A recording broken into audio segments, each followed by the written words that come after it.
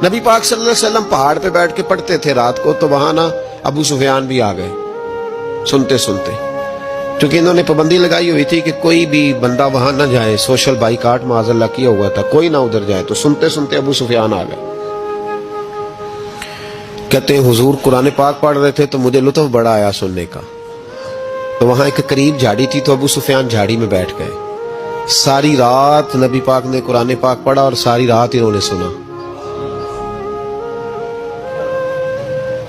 हमें उतना जायका बात सुन के भी तो आना चाहिए ना। कहते हैं अब मुझे नहीं पता था कि अखनस बिन शुरैक भी कहीं आया हुआ है।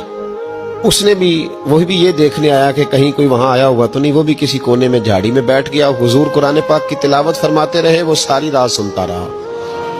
उधर से कहीं अबू जाल भी आ गया। पत्थर दिल था, पर मेरे मुस्तफा कुरान पढ़ते थे तो कान उसके भी खड़े हो जाया करते थे। सारी रात तिलावत सुनते रहे। तीनों पक्के काफिर झाड़ियों में बैठकर तिलावत सुनते रहे। सुबह जब जाने लगे तो मुलाकात हो गई। तू किधर आया था? उसने कहा पहले तू बता, तू किधर आया था? मैं तो आया था देखूं कोई आया तो नहीं।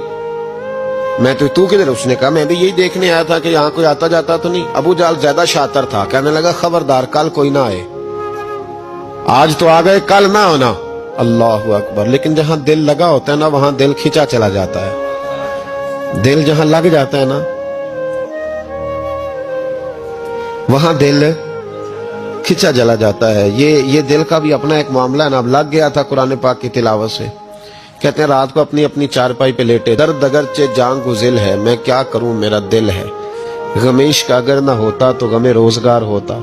और वो मजा आतिश ने कहा था, वो मजा दिया है तड़प ने कि मेरी आरजू है या रब, मेरे दोनों पहलुओं में दिल बेकरार होता। तो कहते हैं कि अगली शाम फिर आई वही कैफियत, वही अंदाज, वही शौक। चारपाई पे लेटे पर कानों में वो आवाज रस घोले। लेटा ना गया, उठे पहुंचे, लेकिन आज जगह बदल के बैठ गए तीनों। सुबह सारी रात सुनते रहे महबूब की तिलावत। सुबह उठे तो फिर चौक में मुलाकात हो गई।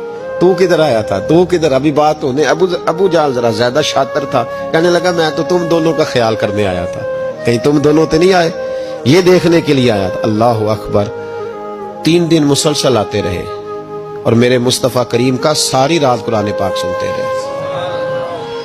अब अखनस बिन शुरैक कहते हैं कि मैं पूरा करीब आ गया। मेरा दिल कहता था कि ये सच्चे हैं।